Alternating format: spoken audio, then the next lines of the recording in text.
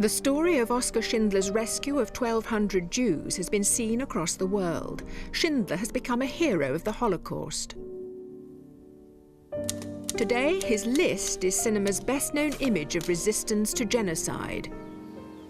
In tonight's Heart of the Matter, those he rescued explain how a man touched by evil became a hero. What kind of man, himself a Nazi, defies the SS when so many did not? And how did someone who'd flourished in the darkness of wartime meet the challenge when peace came along? He certainly was my savior, and I owe him my life. But after the war, his personal life lost its meaning. And that's the tragedy of this man.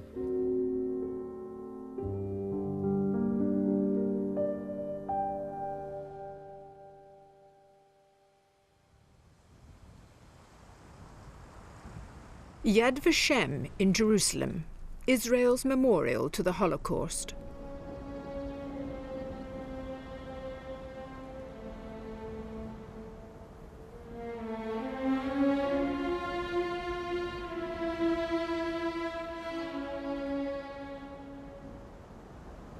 Visitors come here from all over the world, and near the entrance they find one of the rare signs of hope in one of history's darkest chapters. It's in the Avenue of the Righteous, where Israel honours those who, at real risk to themselves, rescued Jews during the war. נכון שלצערנו לא היו מספיק. עברה מלחמה, ואנחנו בונים אתר הנצחה יהודי, נכון? איך אתה אומר תודה? אולי בעמים אחרים, בתרבויות אחרות, היינו נותנים מדליה, היינו שמים מונומנט. מה אנחנו באים פה לישראל ואנחנו נוטעים עץ.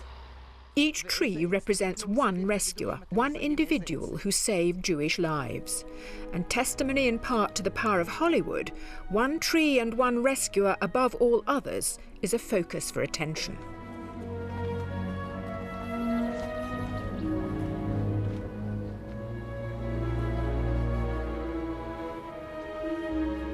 The memorial to the enigmatic Oskar Schindler still draws people who come to lay stones in memory of the accidental hero, the man who doesn't easily fit the label good or bad.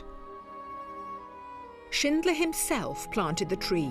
It was the greatest moment of acclamation he was to experience in his lifetime.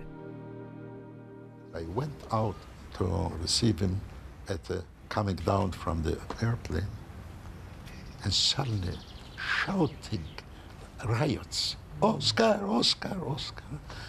And it happened that nearly 400 or 500 people came with survivors with their families. This was the first arriving of Schindler. People asked, who is this German who saved not 1, 2, 10, 20, 100, but 1,200 people? The man who started his career by joining the Nazi Party and then came to Poland in order to strike it rich.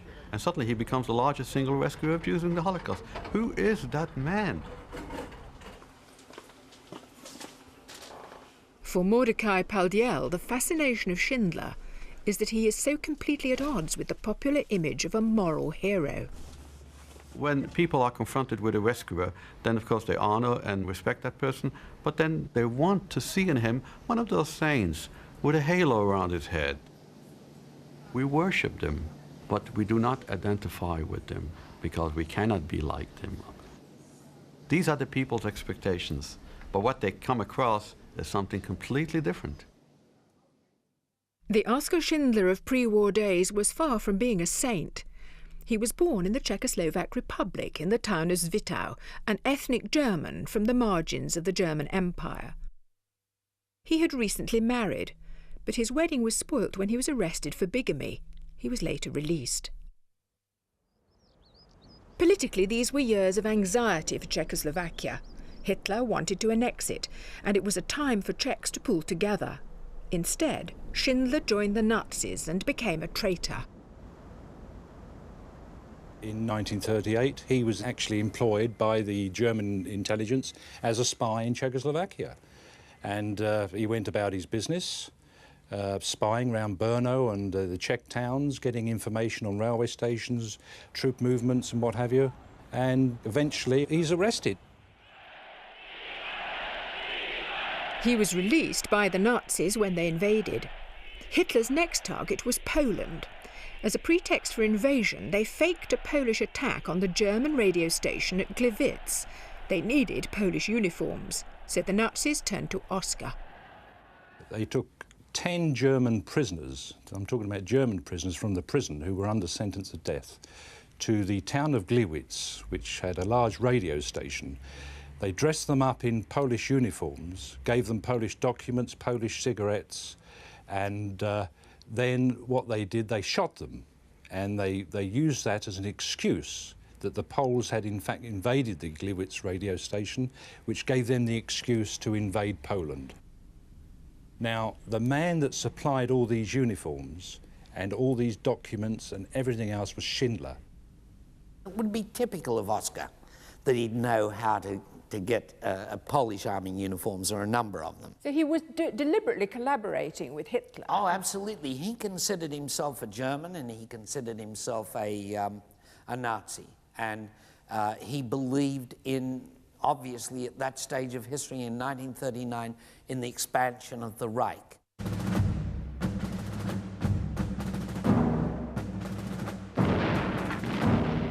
The day after the radio station was attacked, Hitler invaded Poland. The country fell almost immediately. Oskar Schindler had helped furnish the Nazis with their excuse. Now he expected his reward. He, of course, asked to be repaid for his good deeds.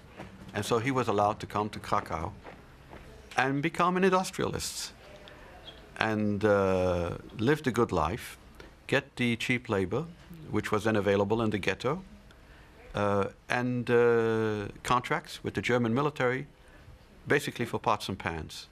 And so all these wishes and dreams had finally come true at a relatively young age. For the Jews being herded into the Krakow ghetto, one Nazi industrialist would appear at first just like another. There was no reason to love opportunists who treated Jews as slaves.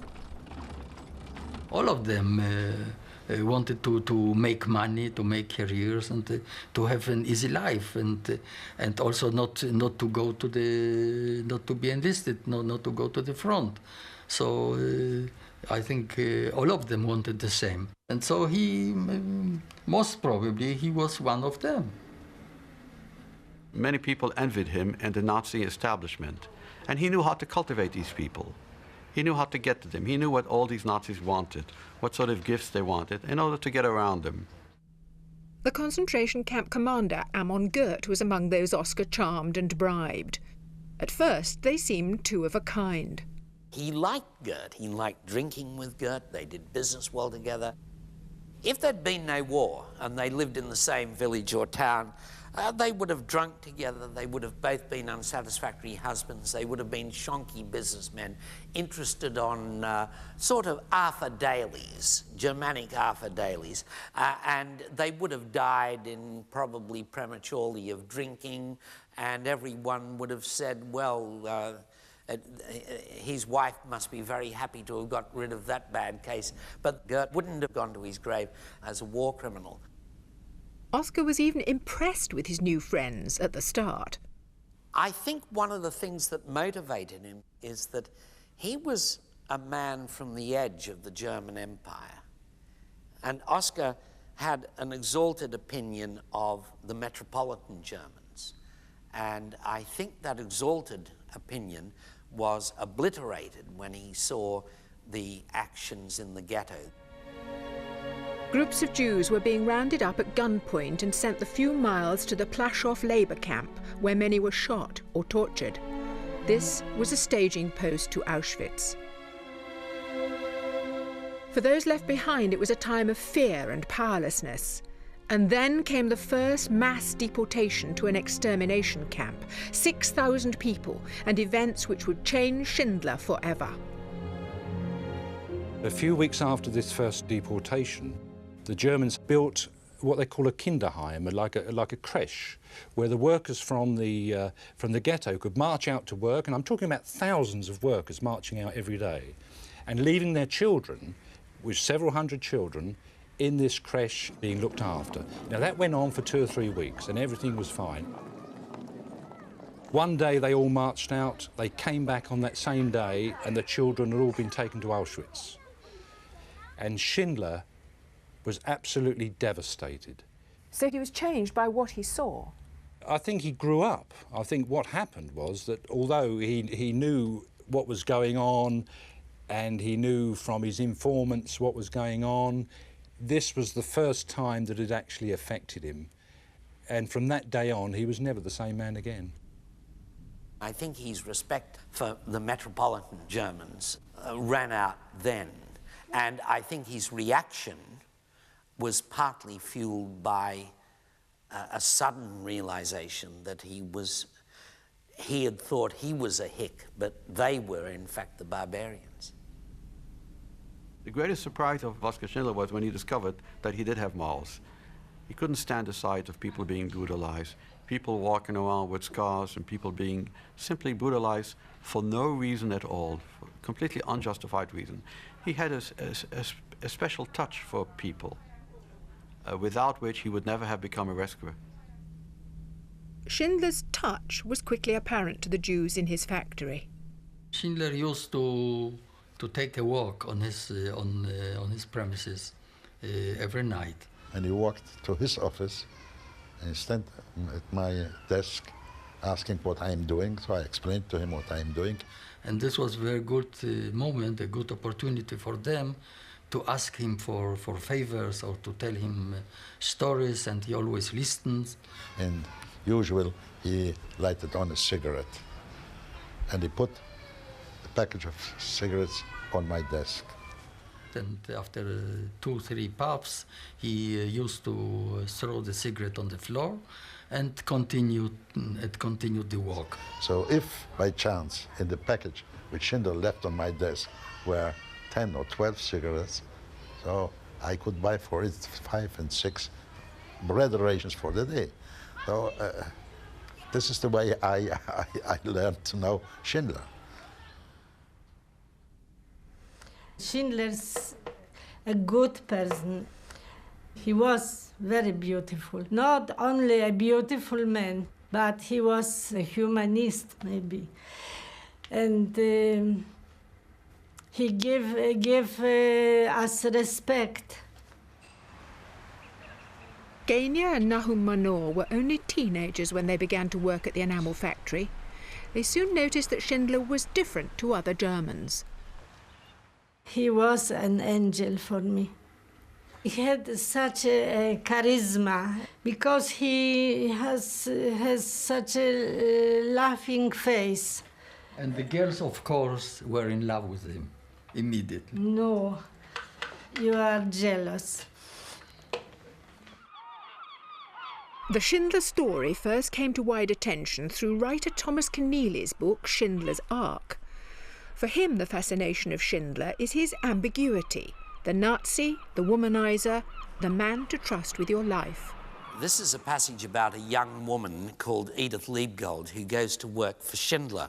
And to her astonishment, he says to the group of workers, if you stay here, you'll live through the war. And she's so much on the margin, she doesn't know what to make of such a fantastic promise. Edith carried the enamel dip pots hanging by hooks from a long stick to the furnaces. And all the time, she pondered her Schindler's promise. Only madmen made promises as absolute as that without blinking, yet he wasn't mad, for he was a businessman with a dinner to go to. Therefore, he must know.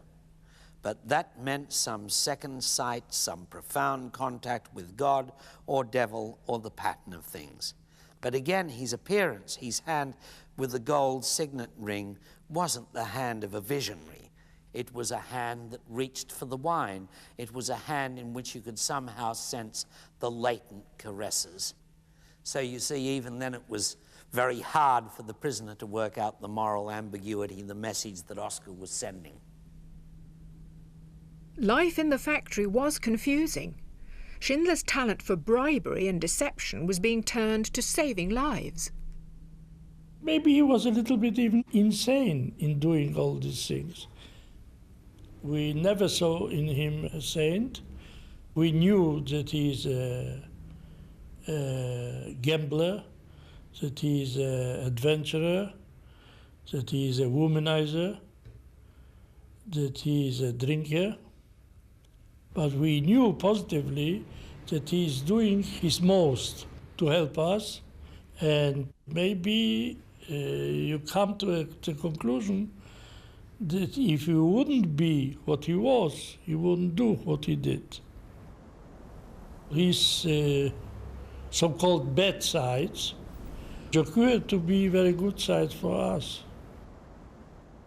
One of the, I would say, shocking paradoxes was that if Schindler had not been a person who was not beyond using corrupt methods, he would not have been able to save even a fraction of what he saved, perhaps none. The fact, because he was not the very honest person he was known to be in his business dealings and in his dealings with persons, he was able to save that amount of people that he did. Had he been a saint, he would not have saved. He would not have been capable of saving.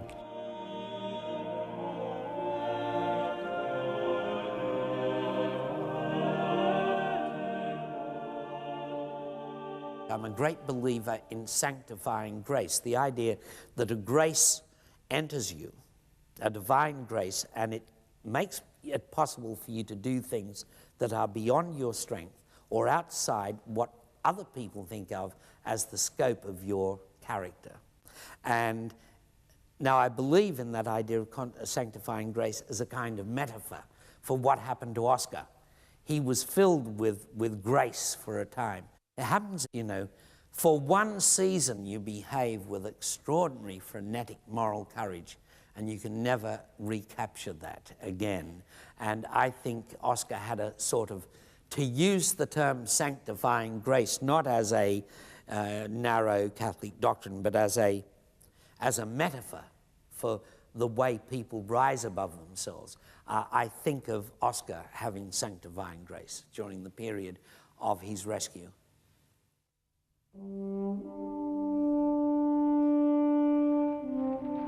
Yesterday morning at 2:41 a.m., the representative of the Schindler's German era High of Command sanctifying grace, when he and rescued the 1,200 designated Jews, head ended of on the May the German 8th, state 1945. signed the act of unconditional surrender of all For German Schindler, lands peace would come as a Russian army from the east. in Europe. Once he was sure his Jews were safe, he decided to flee. Schindler promised, I will not leave you until 5 minutes after midnight. And this he kept his promise. He left us only on May 8th, 5 minutes after midnight, after the guard of the SS left the camp. The first thing we did, which I remember very good, was to look after food. Because we were, although we were Schindler's people, we had very little to eat, especially the last 2 months. We were very hungry. As the end of war approached, finding food for Schindler's Jews had proved difficult.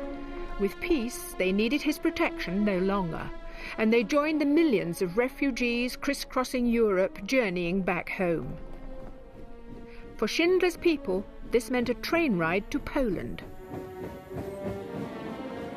When I came to the Krakow railway station, all of a sudden I realized that I don't know why I came to Krakow. I have nothing to do in Krakow. I have no place to go.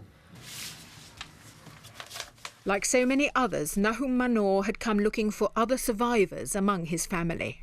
That's a family album. Pictures which I collected, received only after the war, because I came to Israel without nothing. This is my mother, picture taken in the ghetto, quite by chance. This is my father. I received information. My parents and my younger sister have been sent to an extermination camp in Belzec. And my older sister was sent to Stutthof. Stutthof was a most terrific camp on the Baltic Sea.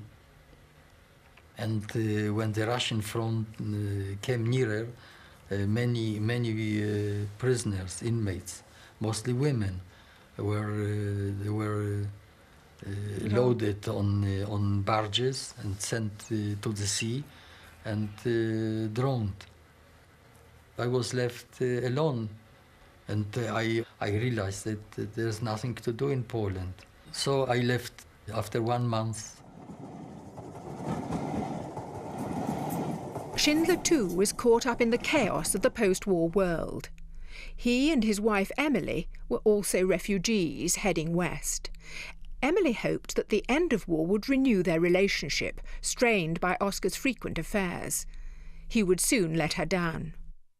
She found herself pregnant when she was living with him in Germany, and unfortunately she had some sort of miscarriage and was taken into hospital.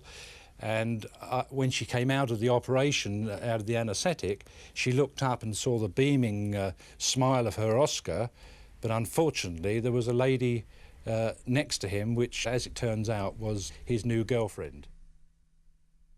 It was as if the decent man who'd saved the Jews had ceased to exist. The Schindlers' flight took them away from Europe to Argentina, and when they reached this now disused railway station 70 miles from Buenos Aires, Oskar professed himself full of hope. But Emily Schindler was in terrible anguish. Already wounded, she now discovered Oskar had brought with him his mistress. So it was an unhappy scene when the Schindlers moved into this farmhouse, where typically Oskar hoped a fur farm would make him a fortune. In fact, it meant hard work, and he soon lost interest. The best witness to Oskar's time in Argentina lives today in the town of San Vicente, still close to the old farm. Mrs. Schindler is now nearly 90, has outlived her husband by over 20 years, and has now written her memoirs. Na, wieder war ziemlich duro. Das war nicht leicht. Der Schindler hat überhaupt nichts gemacht. Dann gleich angefangen zu arbeiten, zu suchen. Erst waren Hühner links gewesen, dann sind noch Nutter dazugekommen und so. Ich habe mir dann die Kühe gehalten. Ich habe alles andere abgeschafft, habe gesagt, ich mache nichts mehr. The farm business failed. Oskar left Emily with the debts and returned to Europe. Even when he did briefly come into money, he did not help her. Von dem ganzen Geld, der hatte, glaube ich, der erste Ding war gewesen 100.000 Mark. No. Und mir hat geschickt 200 Mark. With the money, he sent a copy of Anne Frank's diary and a note saying he was getting fat on shrimps and good wine. Was, wenn der verschwindet, verschwindet er auf ganz.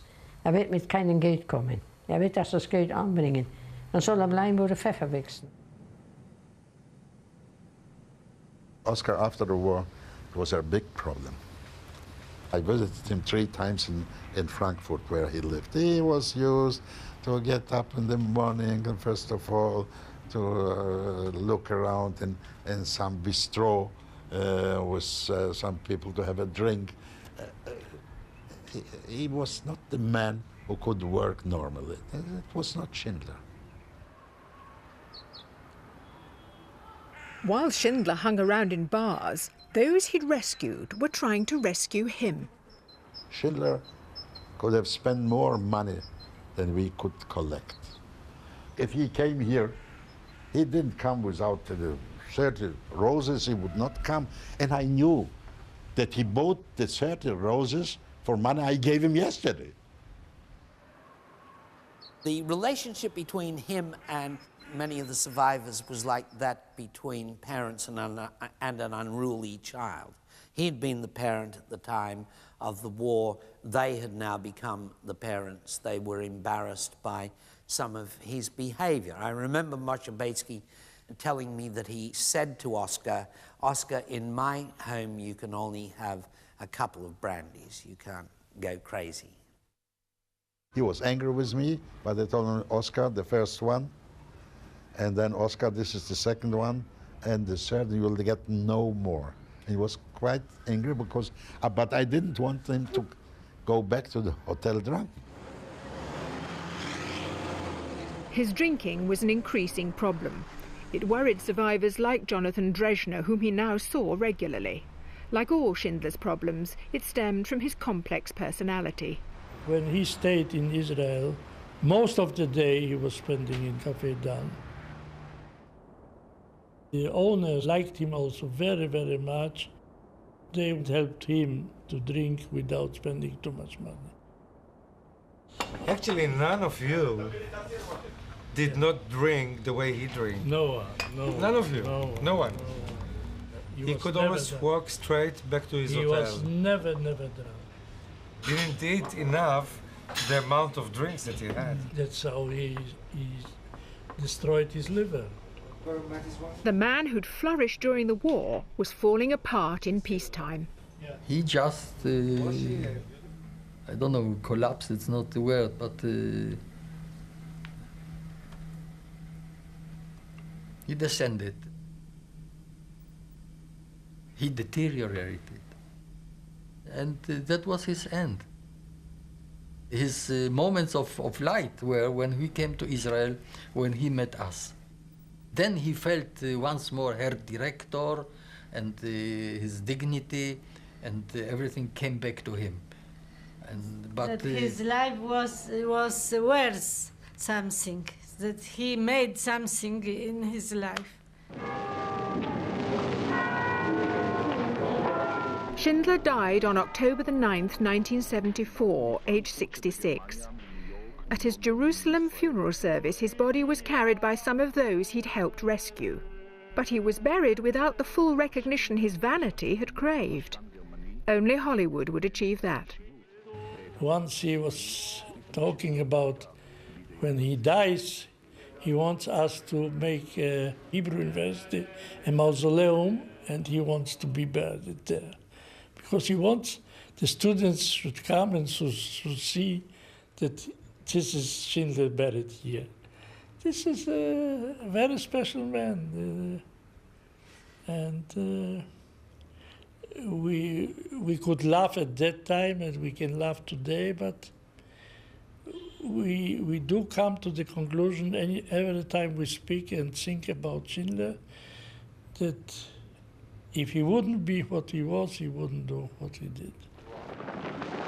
What he was and what he did came into focus at the graveside. Schindler's life had been a disaster since the war, but most of the mourners owed him their lives. He had protected them from the Nazis, but been reckless with his own life. אבל מכיר אני רק אחד עוד בלבד, אשר לא הסתפק בזמן המלחמה, בהצלת היחיד, בהצלת משפחה או קבוצה בודדת, אלא פעל במסגרת רחבה, אשר הקיפה מאות, ובמקרה שלנו 1,200.